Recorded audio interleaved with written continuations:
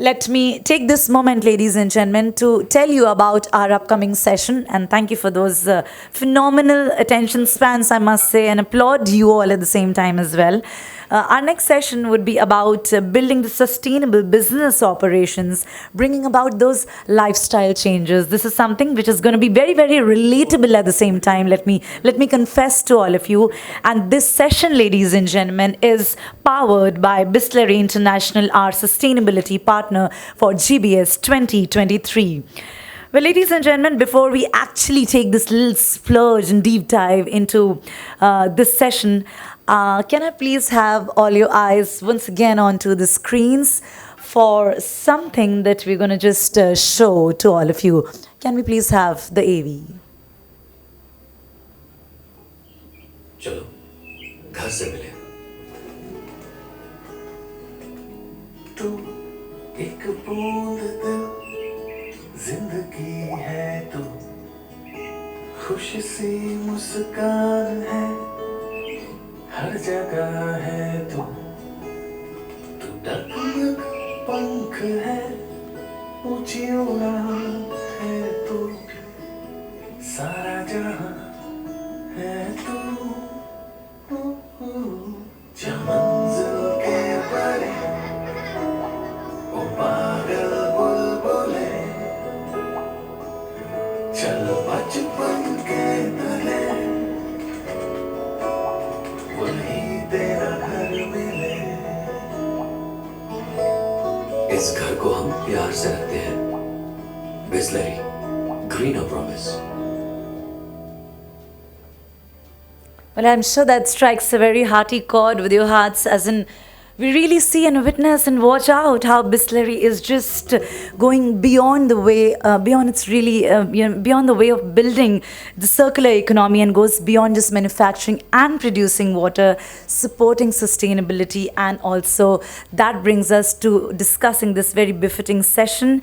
And as we enter into it, please allow me to quote Warren Buffett, who once said that in the world of business, the rear view mirror, ladies and gentlemen, is always clearer than the windshield ahead. Now, what he meant was that, when we look ahead, our path may not be clear, but in the hindsight, it seems all clear with regard to what could and what should have been done better. Now, as I said, Bisleri is on its way to build the circular economy and way beyond. Let's talk about the workplace that can support and motivate significant changes in the employee and the customer lifestyle towards sustainability by increasing the efficiency, reducing the waste, and the green policies that can really save the business cost big time. Ladies and gentlemen, I am elated and happy to be inviting on stage our session panelist. Let me please welcome Angelo George, the Chief Executive Officer from Bisleri International. Angelo, can we please welcome you with a humongous round of applause? Angelo, warm welcome to you.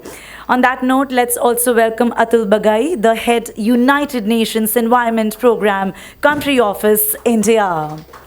Let's put in a great round of cheer to also welcome Pranshu Singhal, founder, Karo, Sambhav. Can we also very warmly welcome, ladies and gentlemen, Dr. Vijay Habbu, the Adjunct Professor, ICT, Mumbai. Please put in your hands to welcome on stage Shobha, Raghavan, the Chief Operating Officer, Saahas, Zero Waste. What a beautiful set of panelists taking up the stage. Can we please welcome Apurva, Bhandari, the founder and CEO from SankalpTaru Foundation. Ladies and gentlemen, with such an accomplished and a learned panel on the stage, may I please take this opportunity to also invite our session chair, Dr. Shannon Olsson, the Global Director from the ECHO Network, to please come forward and spearhead the conversations there. A warm welcome. Let's come in synergy and welcome the wonderful panel that's all set to take charge. Over to you, Dr. Shannon. Thank you. So please have a seat, everyone. And thank you for coming to the session. I hope you're enjoying the summit so far. So I'm Shannon, and I'm director of something called the ECHO Network, which is a social innovation partnership that's designed to create things called communities of practice to address our sustainability issues here in India and across the world. And this discussion is going to be about sustainable business and lifestyle. And you know, that word sustainability, it's a really difficult word, and it means very different things to many different people. For everybody in this room, it generally means less, consuming less, producing less, living better within the limits of what the world that we live in can provide for us. But for many people outside of this room, and especially here in India, it actually means more. Increasing the viability and the livelihoods of people, helping them to consume better so that they can live better lives. So it's this dichotomy that really lies at the heart of what true sustainability is about. And it's something we're going to discuss today in our conversation.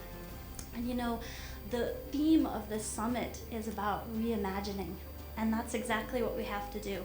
We actually have to reimagine how we live on this planet in every way, how we live as people in our homes, how we do business, how we make policies, even how we just interact with each other. It has to change in order to achieve the sustainability dreams that we have. And one way of doing this is by promoting circularity in our systems, right? Circularity means connecting the production and the consumption sides into a loop so that you reduce the amount of new materials that need to take place, and you can increase the viability of those materials, not only for the people that need to reduce their consumption, but the people that need to increase it. So it can work for both ends of the spectrum. And that's what we're going to talk about today, is how do we reimagine this with these wonderful people I have the pleasure of speaking with and listening to along with you today. So let me just briefly again introduce them in case you missed them. We have Angelo George, who's the CEO of Bisleri International. On the end there, next to him, we have Atul Bagai. He is the country head for UNEP. Vijay Habbu is there, and he is the advisor for PET, Packaging Association for Clean Environment. Sorry, Pranshu, I missed you, Pranshu. Singhal is the founder of Karo Sambhav. We have Shobha Raghavan. She is the COO of Saahas Zero Waste. And right next to me, we have Apurva Bhandari. He's the founder and CEO of SankalpTaru Foundation. So with this illustrious panel, I thought maybe we should focus our conversation a little bit, because sustainability and circularity is such a huge topic and has so many different aspects to it. And one of these aspects is dealing with plastic, right? So plastic is actually a big issue for us worldwide. 99% of the plastic on this planet is based in fossil fuels, which we all know are a big contributor to global warming and the effects of climate change that are very much felt here in India.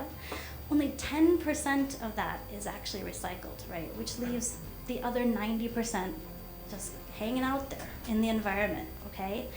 And in India, 58% of the plastic actually goes into waste. Okay, that's just in this country right here, and 31% of that is mismanaged. So we have a huge issue to deal with, but we also have a huge possibility of actually increasing circularity in plastics and in also other aspects of our production systems. But that requires all of us to work together. We have to work together from the business side, from the market side. We have to work together on the consumer side, behavioral changes and what the consumers buy and what they do with it. We have to change the policies and how they're regulated, and everything in the value chain. And that really requires a lot of collaboration. So with that, I have representatives from all of these different sectors here in front of me. So I'd like to start with a question to actually all of you to get this started. The purpose of this conversation, I hope for all of you out there, is also that you're going to take something from this.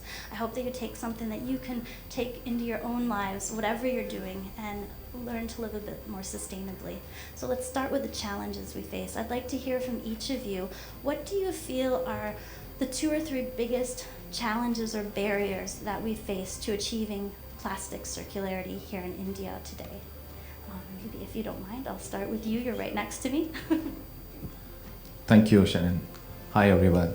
So, if we see plastic, it's now very much integral part of our lifestyle, I must say. And when it comes to barriers, of course, we littering here and there, maybe sometime consciously, sometime we might not be knowing about it. So, I will just give you one case example. Suppose I was doing a cleanup drive with my colleagues. They're up in Ladakh, in Pangong Lake, a few years back, and there was all sort of plastic, floating, chips wrappers, pet bottles floating on the lake, and the serene lake, I must say.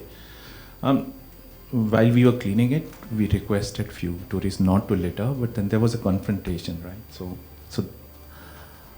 what I feel is, as I said, sustainable tourism is something one on the other side, but then lifestyle, the behavioral change, right? That's the key. So we don't want to change or confront it, right? So I believe that's one barrier. Then second thing is waste as such, which obviously includes plastic as well.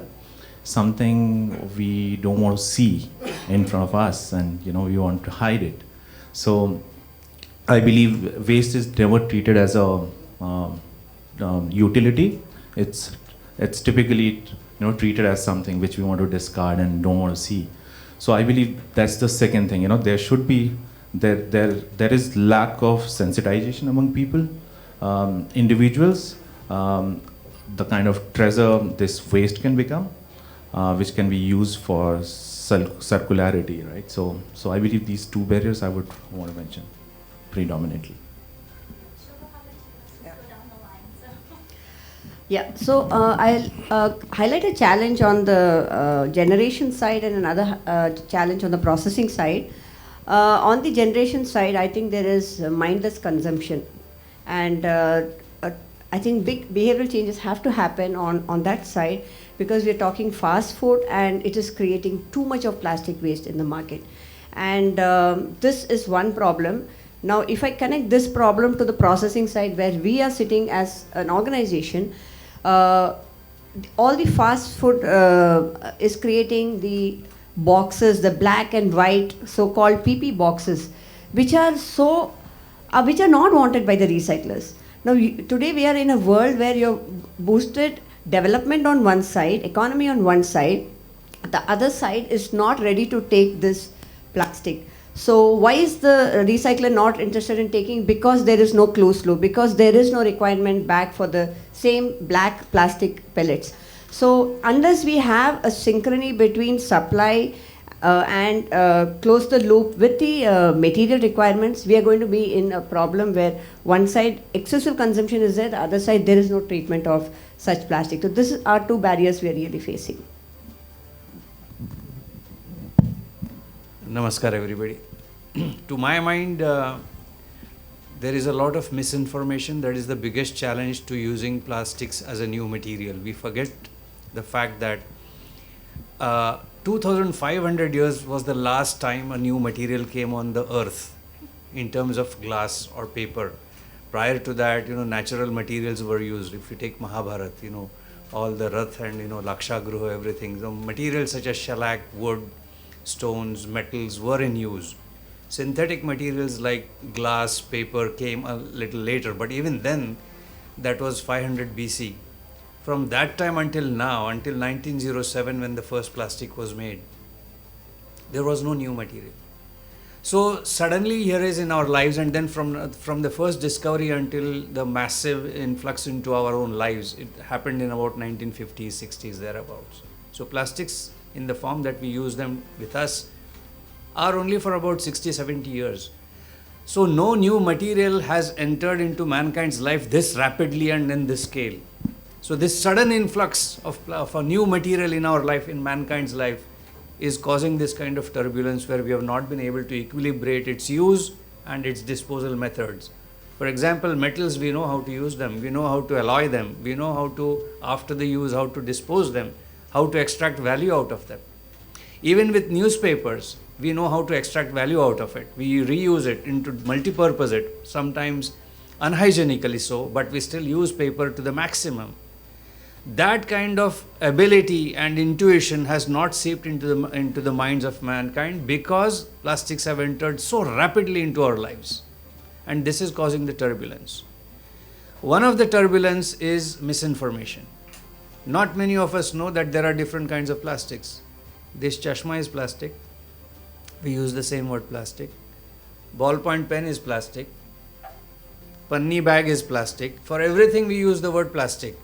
The water bottle, this excellent bottle, is plastic. Not knowing that that plastic is different from this plastic and each one has a different name and therefore different properties and therefore different applications.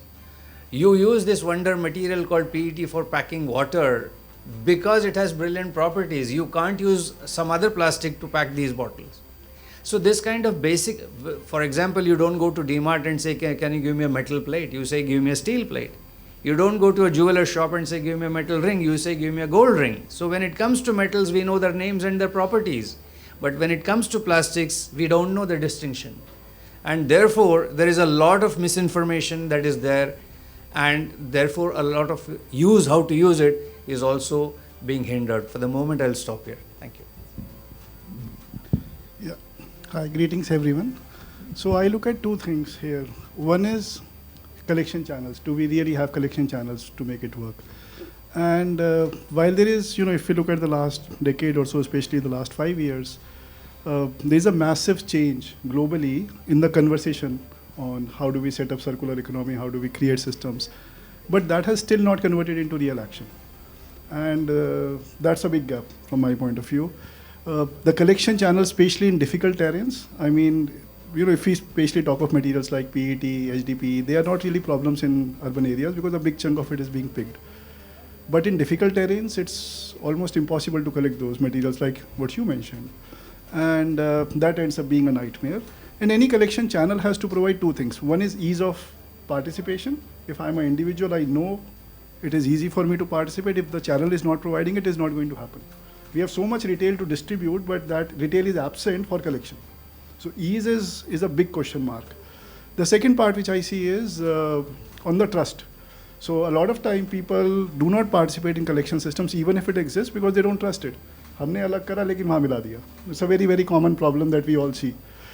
And then the second, which is for me the largest one, we are not still at an overall level willing to acknowledge the costs of going circular.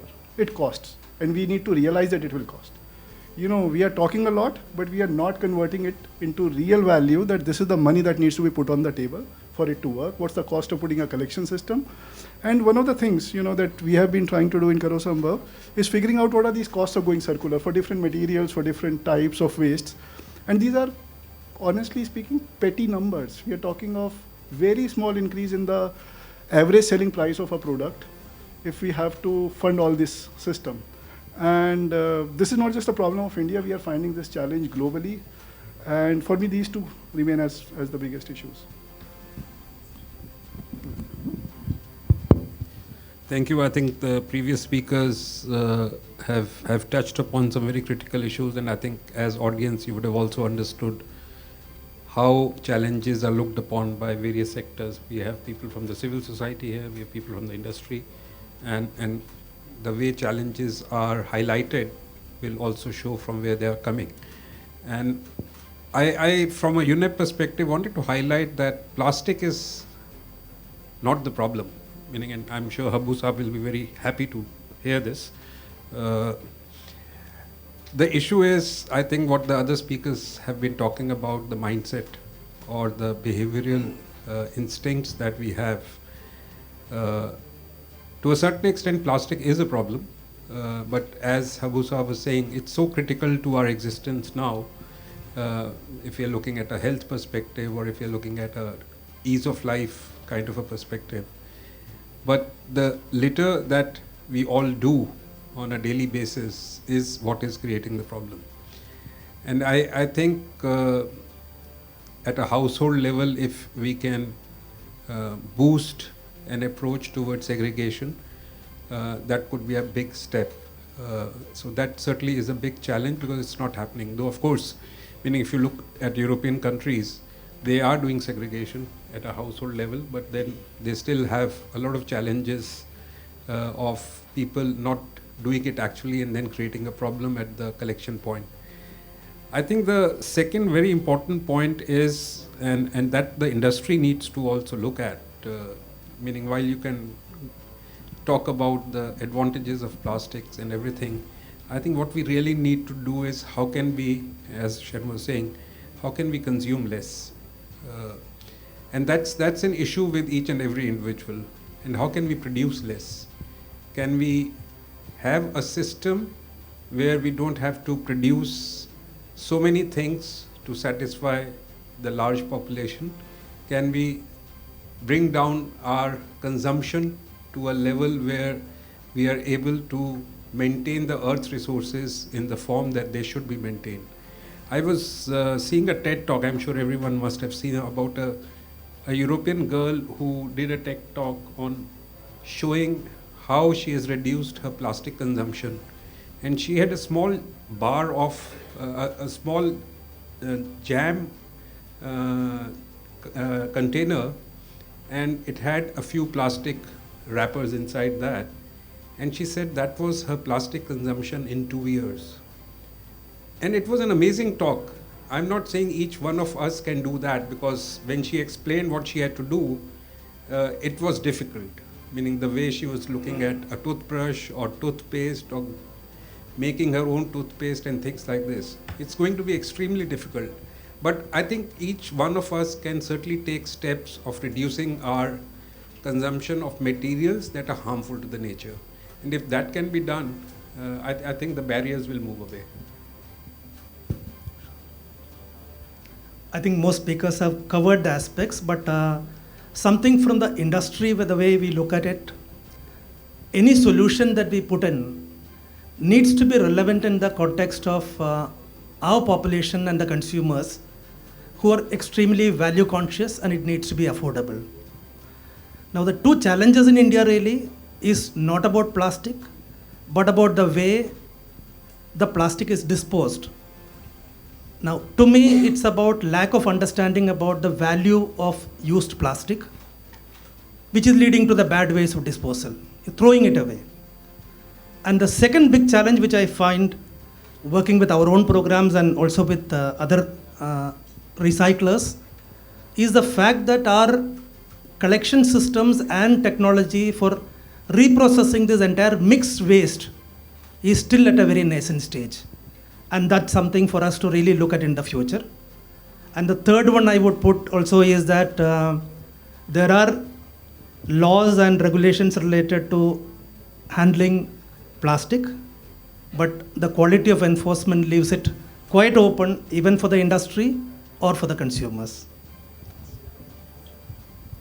So many good points were made, and a lot of it has to do not with our hands, but up in here, our mindset about these issues and how we think about plastic. And I like the points that were made that you know, how we deal with plastic is the problem. It's not that the plastic as a material is the problem in itself. And I think Vijay will be happy to hear. I mean, I also have a degree in chemistry, and I can tell you plastics is really important. I could not have my lab without plastics. I mean, all modern scientific advances really rely on plastics for them. We can't just get rid of them. We wouldn't have PCRs. Pandemic would have been a completely different thing without plastic, okay?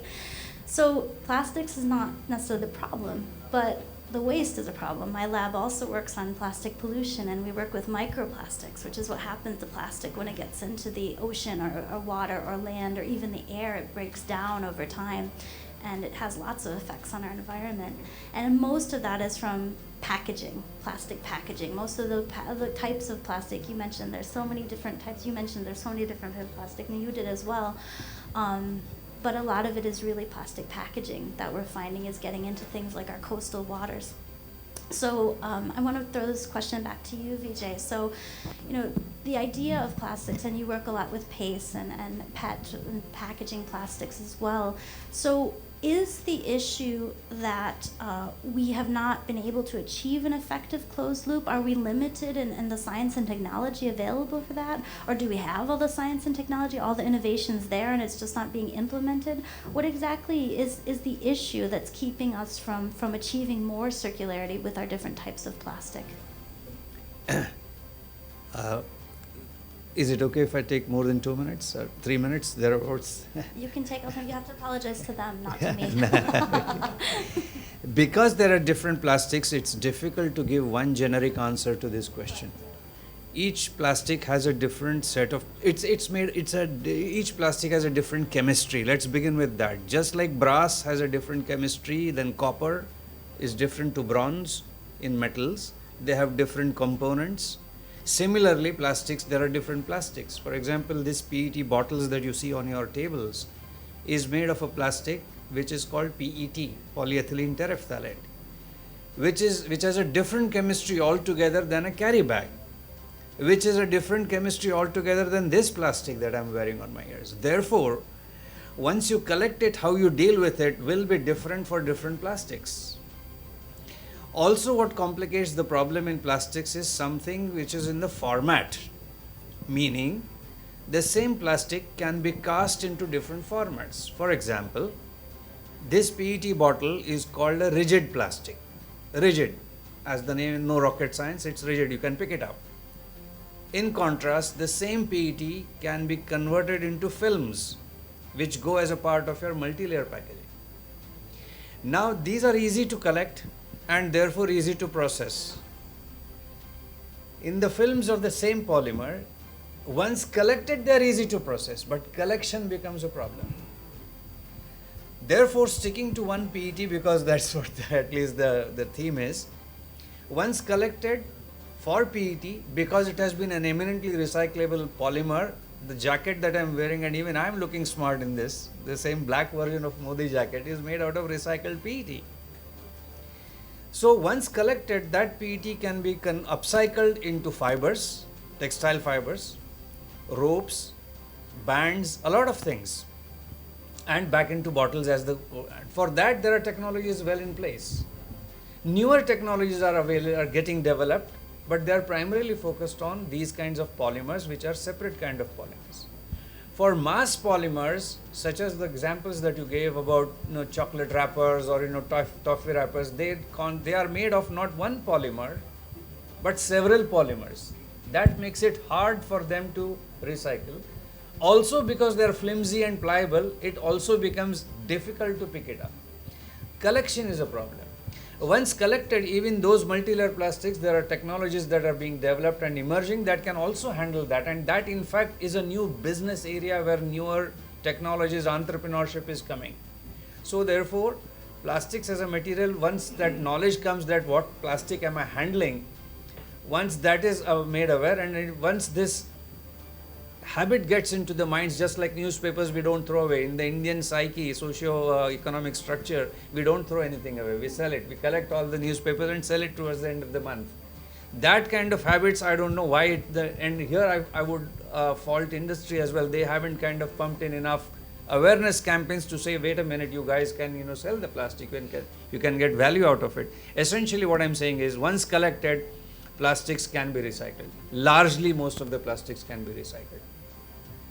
So it sounds like it's implementation, that we have a lot of innovations available, but they're not necessarily being implemented for circularity. But I heard a gauntlet thrown to you, Angelo, from industry about dealing with our consumer side. And besides being the CEO of Bisleri, you actually have over 30 years of experience with FMCGs, so you have a lot of experience with packaging, right? And so I'd like you to also educate me and also maybe everybody out there a little bit.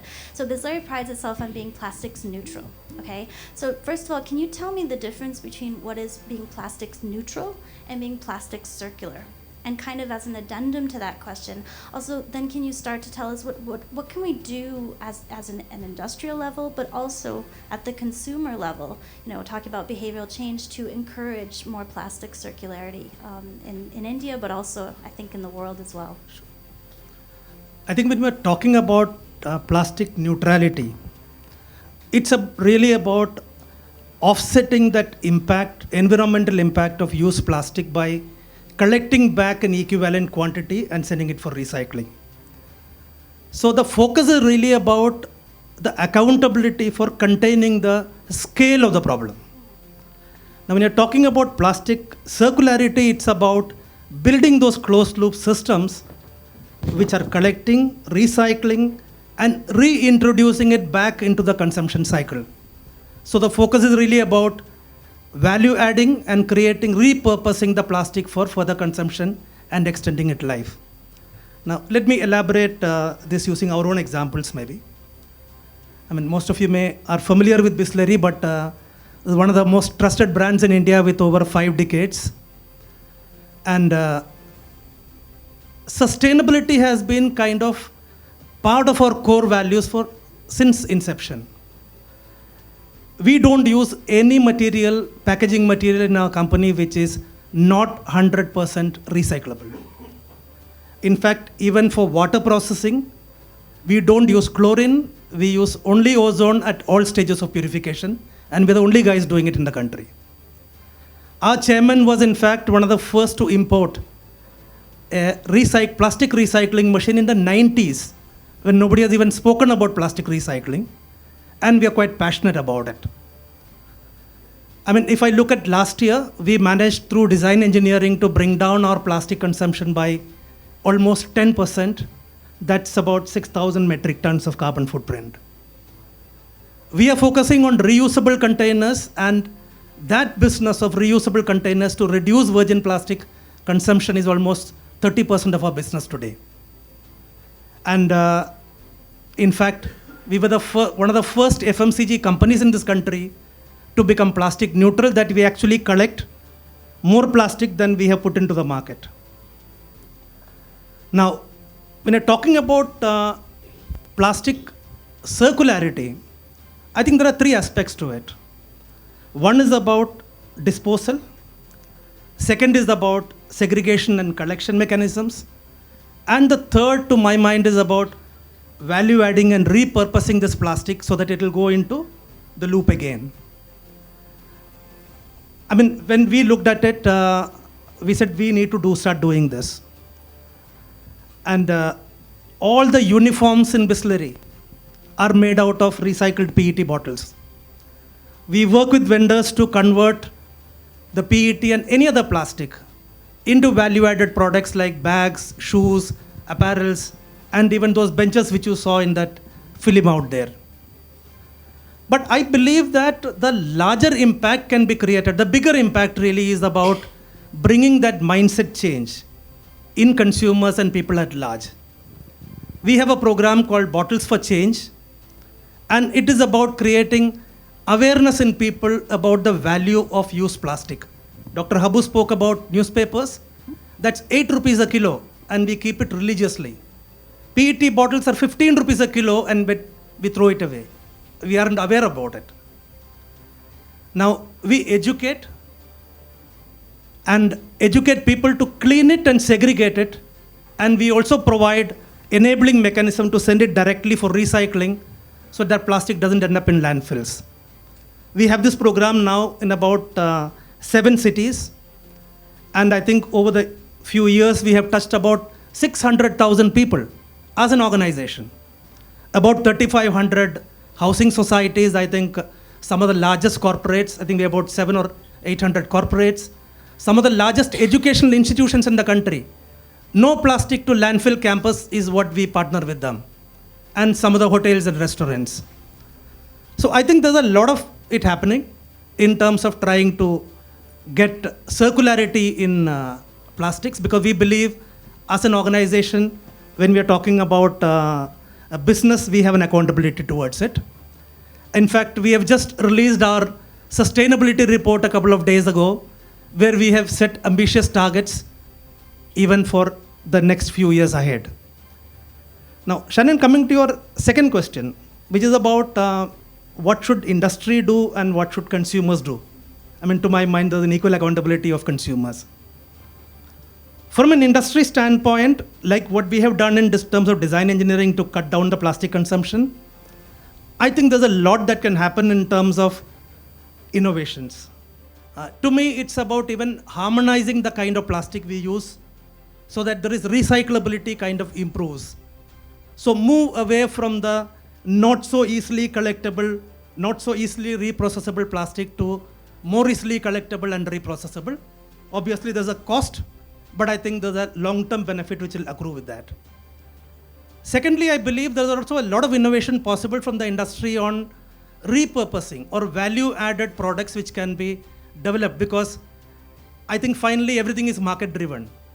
If you're able to create greater value out of used plastic, then the circularity will attract more investments. And the third one possibly is about creating those ecosystems.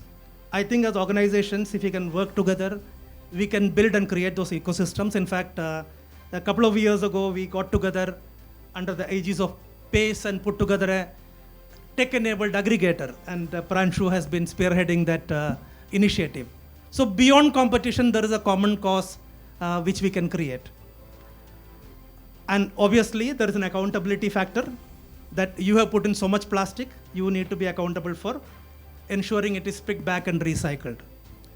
From the consumer angle, I would look at it that the consumer needs to be made aware about the value of used plastic and about consumption, which Atul spoke about, that there is a moderation in consumption which is possibly required, and also the methods of disposal. This entire piece we are talking about segregation. And also finally, I would say the consumer should also prioritize and even support those brands which prioritizes sustainability. Thank you. So those are both really good points about the need to improve the entire process of reclaiming and taking back things like plastic, and also the consumer and the behavioral changes that are needed. So I'm going to be coming to two people about that. But first, let me deal with the collection side of things. Shobha's question for you, and I just want to give all of you out there a really, I felt, amazing statistic. It blew my mind when I read it. Actually, in India, about 60% of our post-consumer plastic waste is actually being recycled. I don't know if that sounds impressive to you, but I'm from the US. In the US, it's 6%. Okay, so it's 10 times higher in India, which is crazy. Okay, but don't clap yet, because it's being done mainly by a very informal sector. It's being done by our waste pickers, our aggregators. It's not being done in any sort of formal way. So we have this incredibly powerful resource in this country, but we're not really utilizing it effectively in this chain to really achieve circularity. So Shobha, you know, Saahas Waste, Zero Waste, you work a lot with these workers, this informal sector, trying to mobilize them. So how can we empower them and make them part of this system more, so that they can, they can really work better with industry and government and our innovators as well. So I'll give you the mic here. Yeah, so Saahas Zero Waste is placed in such a point on the supply chain where we are working with the producers for their extended producer responsibility compliance. So there's a lot of knowledge that is coming from the producer, and because of the policy in the country. Then we are working with the recyclers, because the recyclers have specific quality and type of feedstock that they want.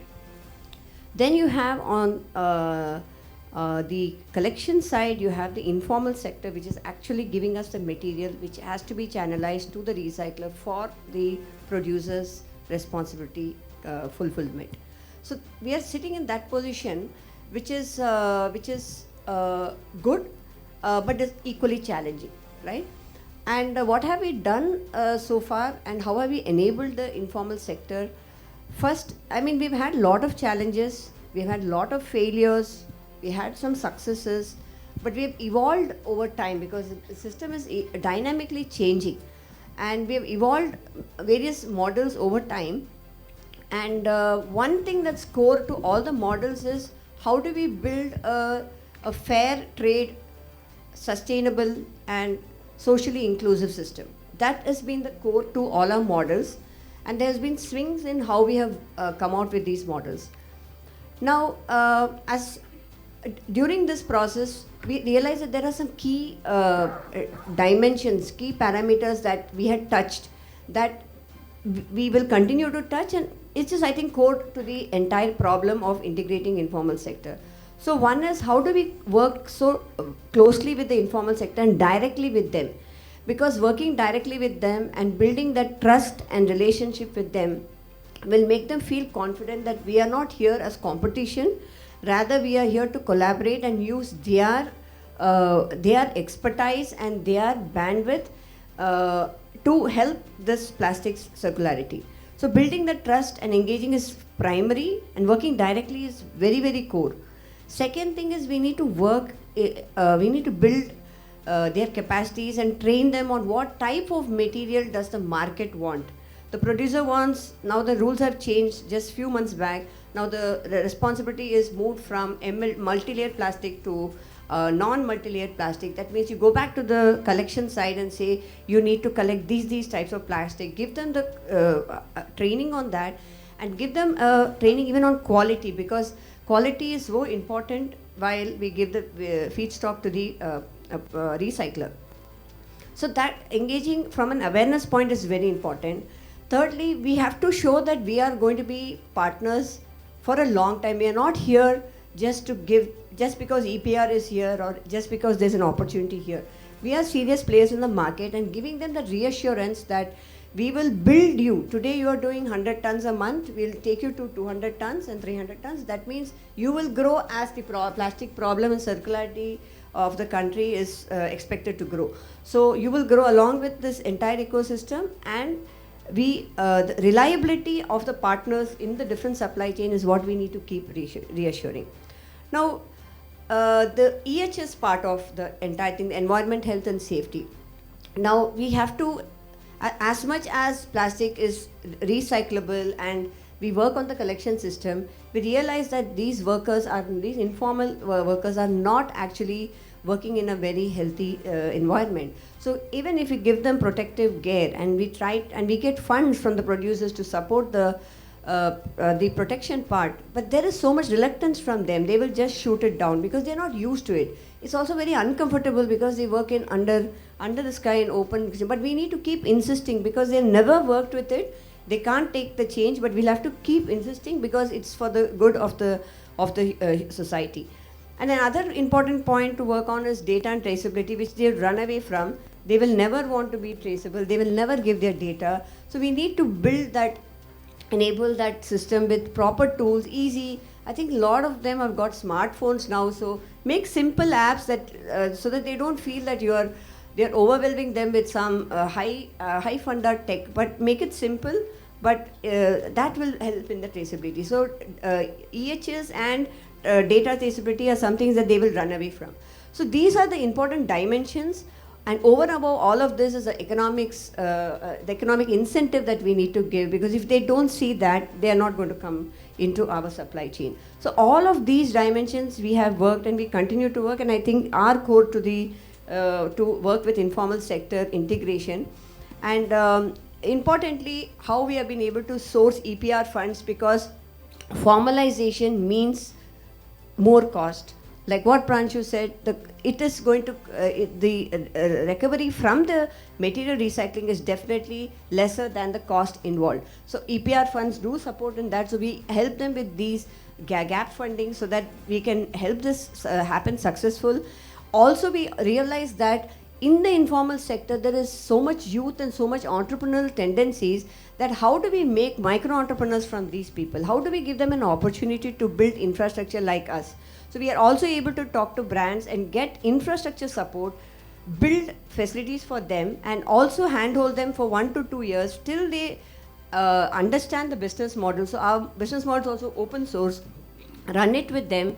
Once it's self-sustaining, we move out. So much is required, so much effort is required to build that confidence and reassurance in the informal system. That's how we will be able to seamlessly integrate the informal sector into this plastic recyclable circularity. And the challenges continue to exist, but I think these are the fundamentals. After 10 years of working in this space, we realized that this has to, whatever is the smart technology that's going to come, I think if we don't work on the fundamentals, we are going to fail. Thank you. Thank you. So I hear a lot about trust, bidirectional trust, a lot about respect, and most about activation of this such an important and very invisible part of our society right now, that it does such an important job for us. And speaking of activation, Apurva, I'm going to come to you because SankalpTaru, you work a lot with communities, and we've been hearing about behavioral change and changes needed on the consumer and public side, and you work a lot with these sorts of aspects in the work that you do. So I'd like to hear your thoughts on how can we instigate, how can we activate, how can we increase the trust and respect from our public so that they participate in this circularity that we've been talking about today? So yes, I'll answer it. I talked about the confrontation, right? If you ask a grown-up, not to litter. There is always a confrontation or chances of arguments. But at SankalpTaru Foundation, what we are trying to do is we are focusing more on the youth and the kids and sensitizing them about it. As our tagline says, we don't just plant, though we are into tree plantation, but then we are on a mission to make planet cleaner and greener. So we are we have quite focused programs on interventions like which we do on kids, and we all can give long lectures to kids on hygiene, health, sustainability, afforestation, and all. But now there is a shift. Now in fact kids do ask questions, and as Atul mentioned, the TED Talk girl. Talking about sustainability at early stage. So now, in fact, kids have started questioning grown-ups about, they might object you, why have you littered, or why you wasting water and all, right? So we're catching them young, we're teaching them, through our interventions. It could be as simple as we all are talking about solid waste or plastic. It could be as simple as the water which gets rejected through the reverse osmosis process. RO purified water, we all have those purifiers at home, but then we don't realize this equal amount of water which we purify or more than that gets down the drain. So we have, we have interventions where we making students do DIY projects and reuse that water for hand wash or mopping and other purposes. So it's very important to basically teach them young so that they can not only practice sustainability, but they question elders as well. So that's one point. Second is, of course, there is a great responsibility on the corporates as well. Moving from individuals to corporates, there's a great responsibilities on them as well to come up with innovative packaging designs or, optimize their supply chains. So we do work closely with them. In fact, I was just talking to Angelo where I was just giving a case example. So suppose our afforestation program in Thar Desert where we're planting trees using Bisleri discarded PET bottles for making drip irrigation system. So it slowly percolates the water and irrigates the young saplings. So, and as Pranshu mentioned, sometimes reverse logistics is a challenge or, collecting waste might be a challenge. So we're using very closely with the communities and trying to have, innovations implemented there, which can really make a difference, which can really make waste as a utility and then use it in turn for environmental conservation. I believe that's a win-win situation for everyone, right? Thanks. That's very, very good. I like the teaching the parents idea because it can be hard to reach the parents directly. So kids are a great mechanism for doing that. So fantastic. And we've been hearing lots of different points from industry, from consumers, from collectors, from every aspect of the system. And I think in any problem like this with circularity, we'd like to point fingers always at someone else, right? But obviously it's everyone's problem. It's my problem too, right? I also use plastics a lot. I have it on my body right now, right? So we all have to take our part, and that means we actually have to work together and we have to collaborate better. The collaboration is a really difficult thing because most people don't understand what real collaboration is. It's not necessarily everybody doing the same thing. It's everybody trying to get to the same endpoint. So Pranshu, you do a lot of this with Sambhav. You work with a lot of these different sectors.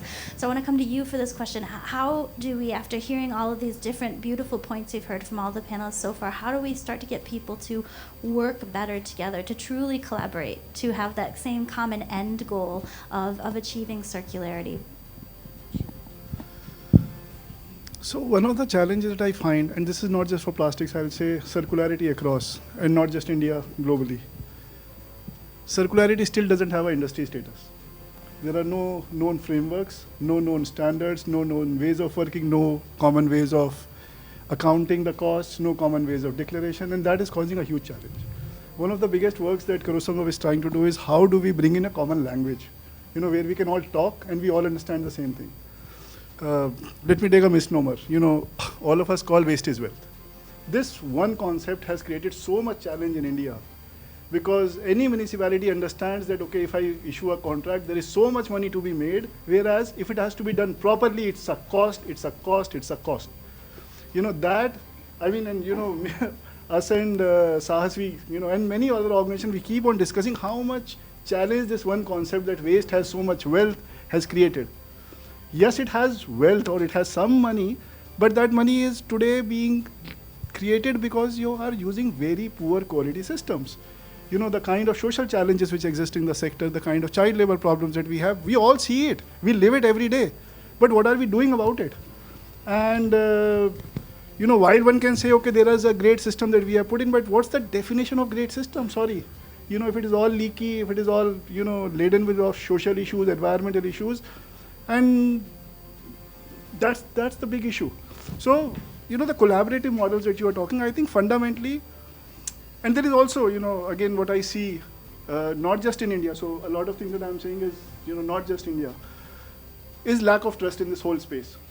People don't like to collaborate, especially in the space of collection, recycling. I don't know for what reason, but I know the reason actually, because there is no thorough definition of how the unit economics work.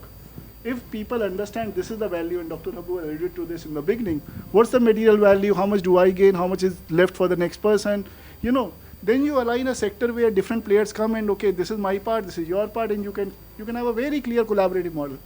The fact every single thing is hidden, you don't know what is the cost of compliance, you don't know what's the cost of collection and right collection. So, what's the cost of right recycling. If we stack it all up, you will find good collaboration happening. And that's a very fundamental challenge that we are facing today. That's such a good point. So transparency of the system, which I don't think any one person ever has, right? Because you're only your little part of the system. So that's why also collaboration. So it's kind of a circular process. You have to trust each other and then understand the different sectors. Such an important point. And government plays a huge role in this. So Atul, I'm coming to you now, being from UNEP. And this idea that governments needed to both for implementation but reinforcement of a lot of these principles that we've been talking about today.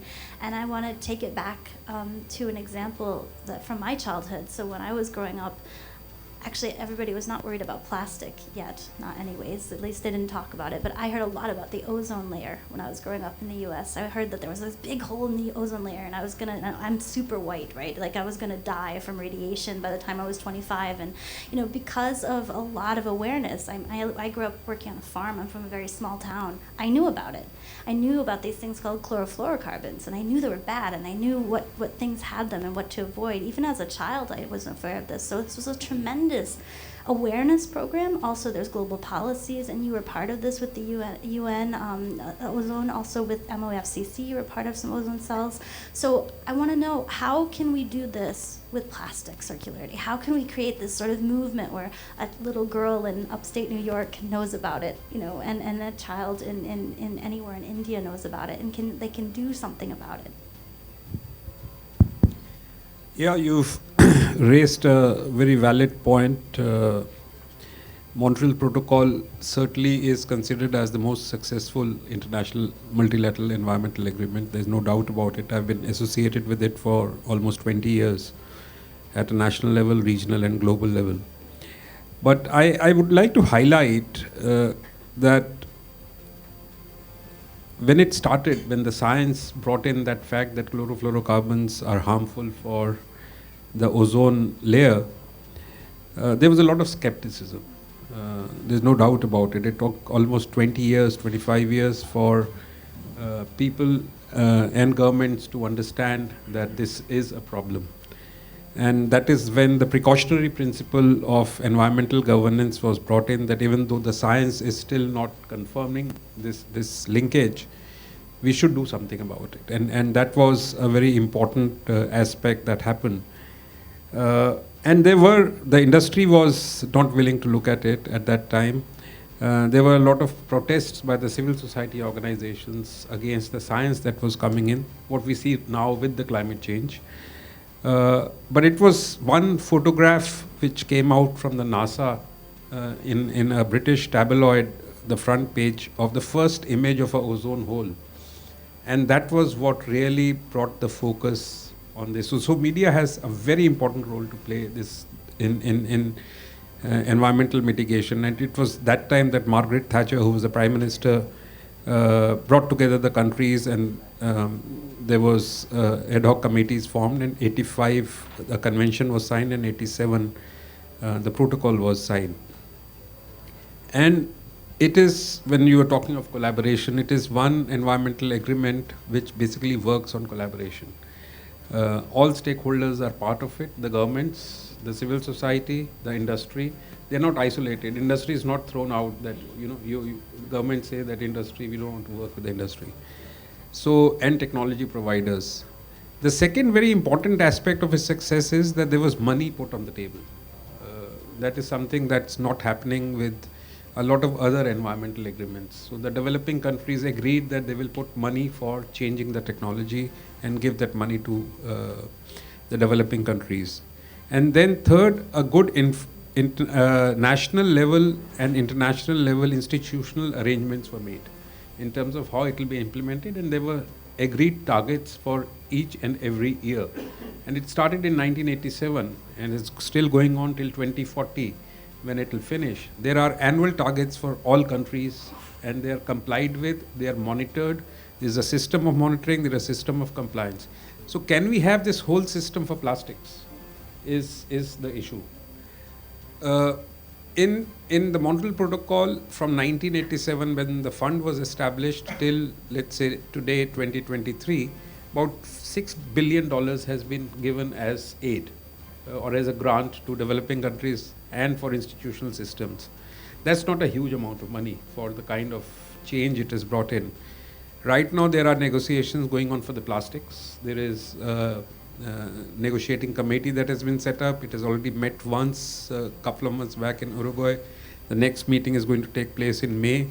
In fact, the executive secretary of the INC is visiting India end of March to basically talk to various stakeholders, and I'm trying to set meetings for her with the civil society, with the industry, and with the government.